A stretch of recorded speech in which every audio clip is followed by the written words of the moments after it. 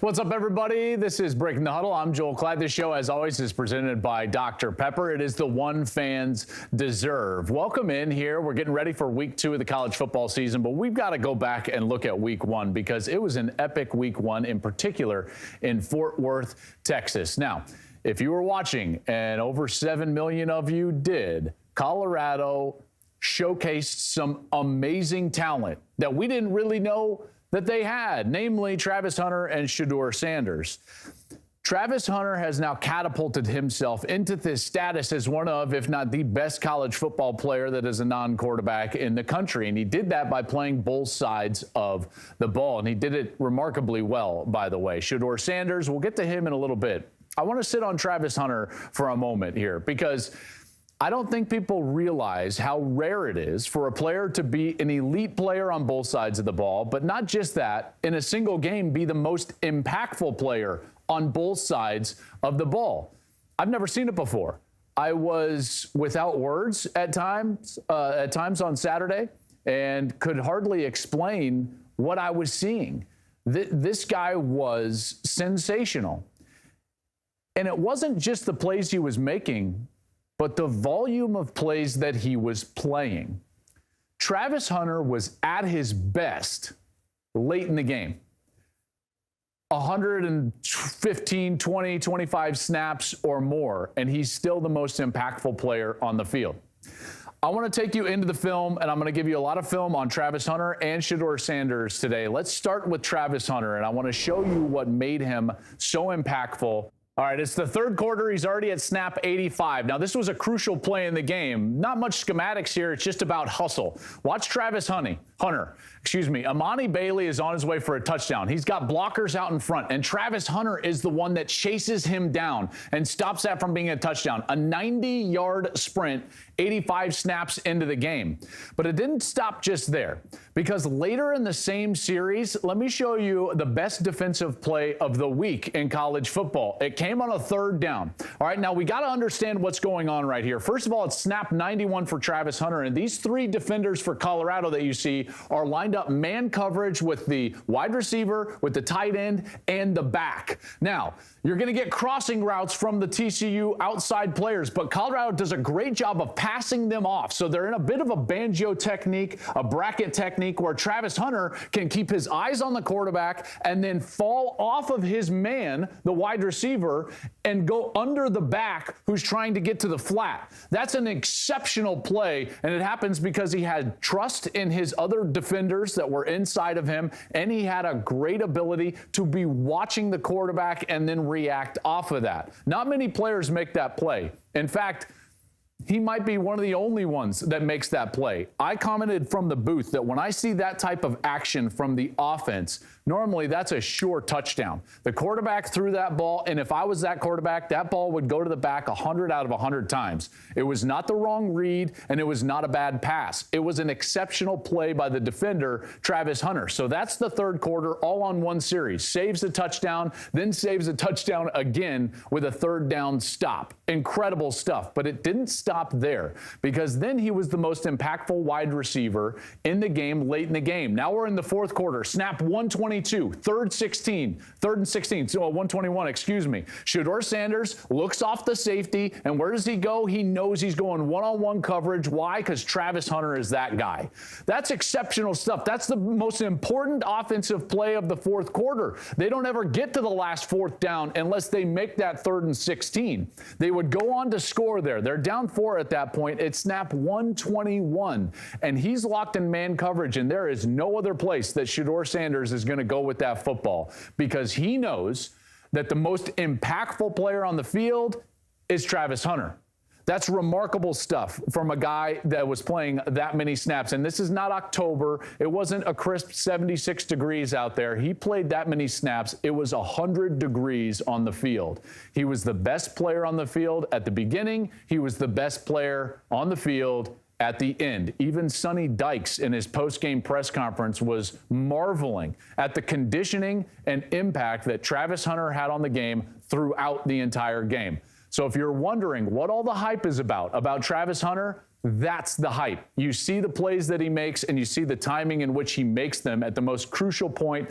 If it's a drive or a game, he's going to be there to make the play. So that's Travis Hunter. When we come back after the break, I'm going to show you why Shedeur Sanders had one of the best quarterback debuts I've ever seen anywhere. That's coming up.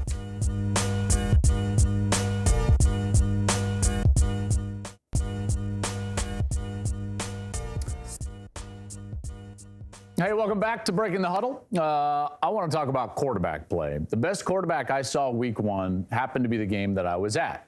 So we're going to go back to Fort Worth, and we're going to talk about Shedeur Sanders. Deion's son came in, and there was some hype, and he put up certainly great numbers at Jackson State. Everyone thought that they were going to have good skill position players around him. There's no doubt. I don't think we thought it was going to look like that, though. He was sensational, sets a school record with over 500 yards throwing the football, and he did it not in a huge blowout against, Middle Tennessee State Tech, no offense. He did it against TCU, a ranked opponent who just went to the national championship game on the road in their stadium.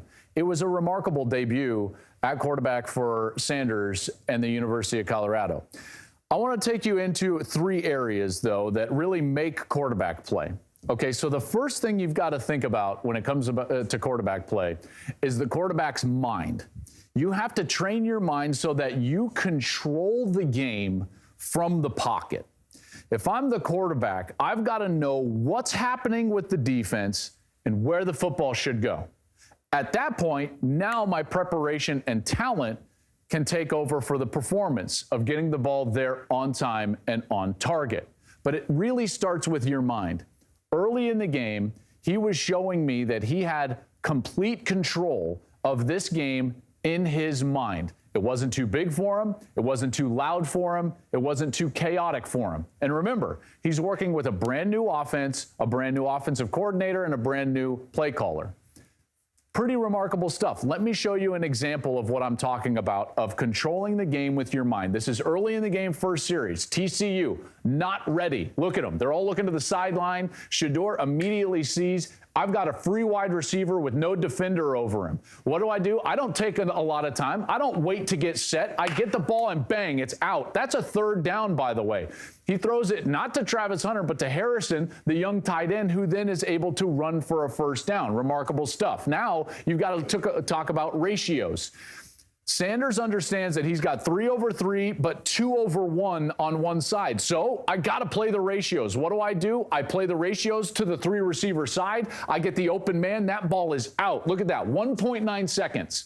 So his mind is taking over. He sees ratios and he sees open receivers and he's taking them immediately. Right here, this is a little bit more difficult. You've got all hitch routes, but look at the defenders there. Everyone's within a yard except for this slot player who's got about a 5-yard cushion. Who got the ball? The slot player.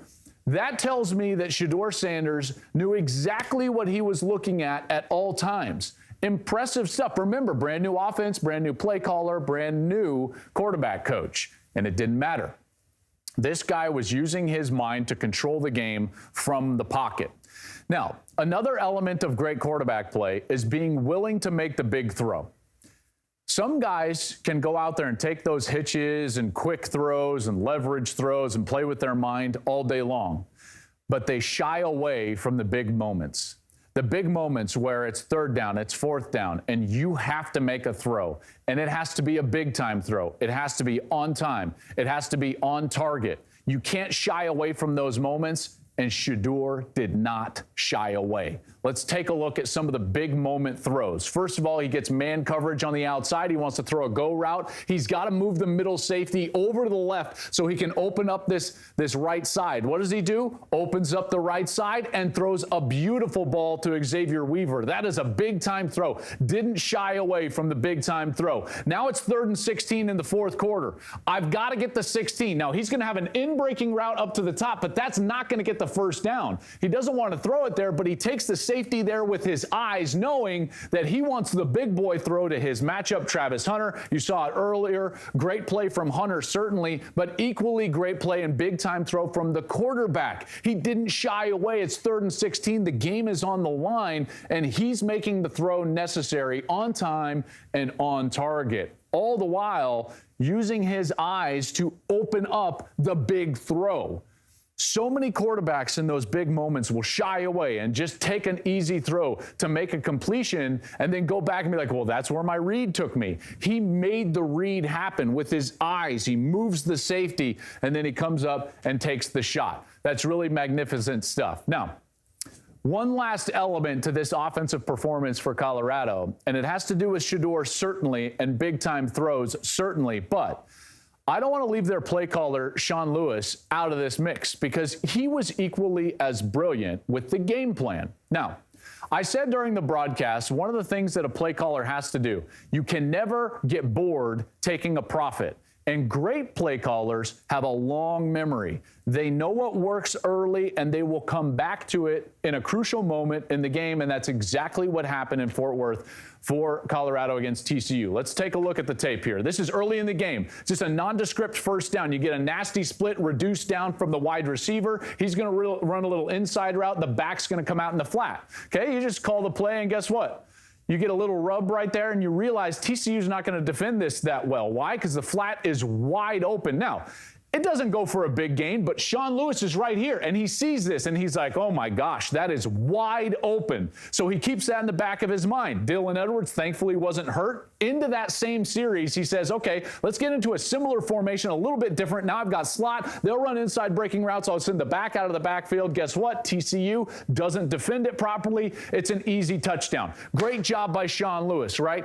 Takes a play that was working earlier in the series and uses it on 3rd down to finish the series. Now it's 4th down. Got to have it. What do? Same concept. Change the formation just a little bit, reduce splits, but now you're going to run it down to the field. Guess what? TCU doesn't react. You get the back out of the backfield because they have not shown the ability to cover in-man coverage, the back end of the flat with inside breaking routes from the wide receivers, whether it's one wide receiver, two wide receivers, or three, whether it's the short side or the wide side. Sean Lewis found the win early and came back to it in the biggest moment of the game.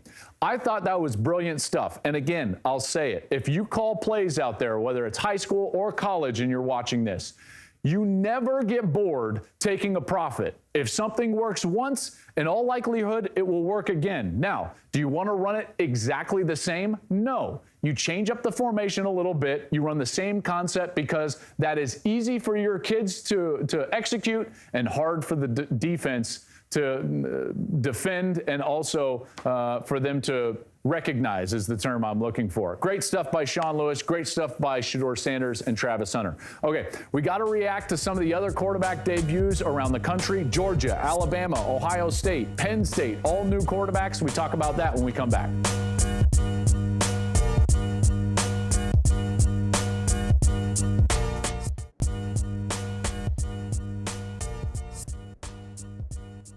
What's up, everybody? Back here with Breaking the Huddle. Let's talk about some of the other quarterbacks around the country, namely these 4 teams that we all think very highly of that all were going to break in new starting quarterbacks. I'm talking about Georgia, Alabama, Ohio State, and Penn State. Now, Georgia and Alabama, the level of competition, let's be honest, wasn't great. So did we get a lot of answers about their new quarterbacks? Probably not. But with Penn State and Ohio State, they were each playing Power 5 opponents. And in Ohio State's case, they were actually playing a league opponent on the road against Indiana. So first, let's see kind of how these guys did. You bring it up and like Milroe looked pretty good, right? But again, do we know what we're going to get with Milroe? We're going to know this week when he faces Texas. He was 13 of 18 for 242, 5 total touchdowns in a win. I was really impressed with his ability to run the football, and I think that's obvious. Drew Allar looked fantastic. 21 of 29, 325, 3 touchdowns in a win over West Virginia. Now, I actually thought West Virginia's defense was a little bit better than I anticipated, and he still looked great. If I'm a Penn State fan right now, I'm over the moon excited about how the first week went, because I think that Drew Allar showed me, as a Nittany Lion fan, that we're the real deal. that we can compete at the top end of the Big Ten East, which is that next step, obviously, for James Franklin and the Penn State Nittany Lions. And then there was Kyle McCord. Kyle McCord, less impressive, but albeit in a more difficult situation again on the road in league play against Indiana. McCord was 20 of 33 for 239, no touchdowns and an interception in that win over Indiana. Now, is this cause for concern? Okay, you see the stat line right here. The cause for concern, I don't think, is specifically with Kyle McCord. The cause for concern, if you're a Buckeye fan, is that the offense in general looked, as I've put it this week, sluggish. I think that's fair, based on the way that they looked. The offensive line in particular did not play dominant football, which you would expect over Indiana. Now, I will say the same about Indiana's defense that I just said about West Virginia's defense.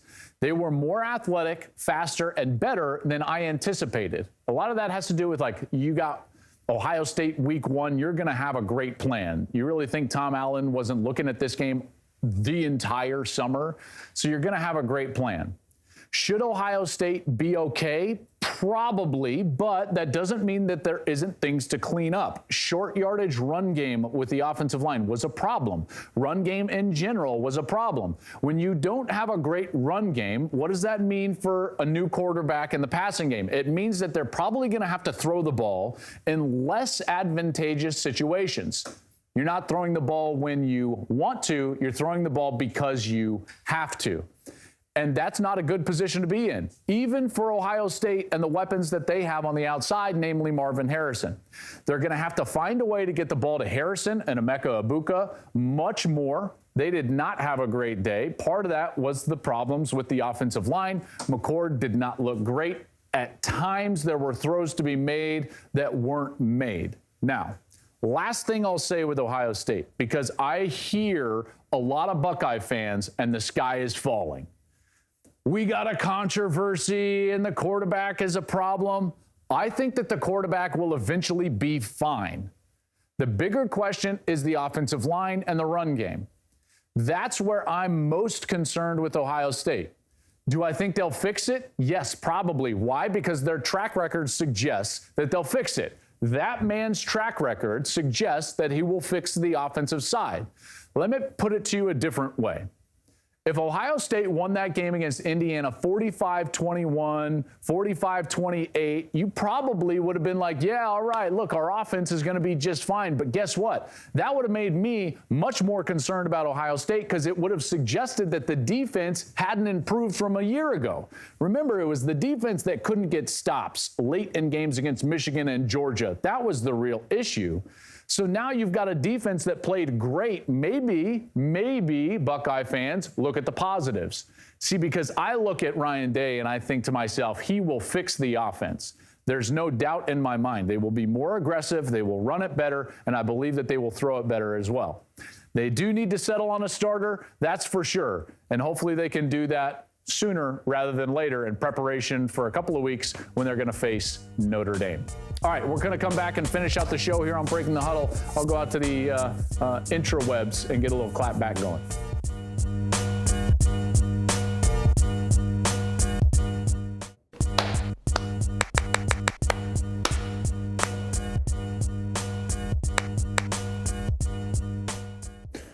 All right, welcome back to the show. It is time for a little Klattback. Sometimes I have to eat a little crow. Sometimes you have to eat a little bit of crow. So let's get out there and check it out. What do we got this week on Klattback?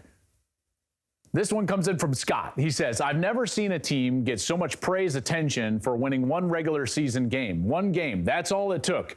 It's like the rest of the season doesn't even matter. I'm assuming, Scott, that you are in reference to Colorado. And listen, you're obviously a Buckeye fan. You got the Ohio State, picture up there. I'm sorry that for a moment, everyone's not talking about Ohio State. Ohio State fans can be very narcissistic in this way. Colorado has been bad for 2 decades, and then we just saw an experiment take place this offseason that we've never seen before. Scott, there are 68 new scholarship players at Colorado. Their head coach is a football icon. in our country. He was the best corner to ever play. He is probably the best hype man that we've ever seen in the sport.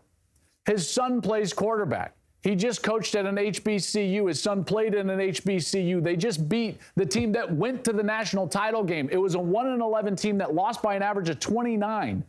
I'm sorry that for a couple of days we're not talking about your beloved Buckeyes. Get over yourself, Scott.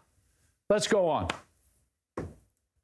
All right, Dom says, no Penn State love. Dom literally just gave him love. Literally the last segment just talked about how good Penn State played, how good Drew Allar played, how much I believe that they are now on par with the Big Three, now Big Three in the Big Ten East with Michigan and Ohio State. I tell you what, that's a team that could easily compete for a division crown, potentially a Big Ten title, and a playoff spot. I don't know how, do you want me to rank you number one? I'm getting a little crabby here because it's like, hey, Dom, I gave you love.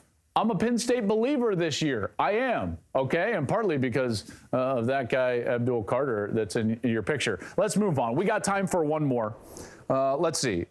Nick Constantino says, it's time for you to eat crow after publicly stating FSU wasn't going to beat LSU or Clemson just a few weeks ago on your podcast. Guilty. Guilty as charged, 100%. I will own that one. I did not think that Florida State was going to have, in particular, the start to the season that they did. That was a dominant win over LSU. Dominant. And by the way, Dabo at Clemson is not adapting to the sport. Florida State has. Mike Norvell went and got those players in the transfer portal. And so that's why they are where they're at. And you just outcoached and outplayed LSU. So kudos to Florida State. That's why I moved Florida State all the way up to number 4 in the country. I'm a believer in the Seminoles. That's going to do it for Breaking the Huddle. Thank you so much for watching. This show, as always, is brought to you by Dr. Pepper. Remember, it is the one fans deserve. Can't wait to see you next week with more Breaking the Huddle.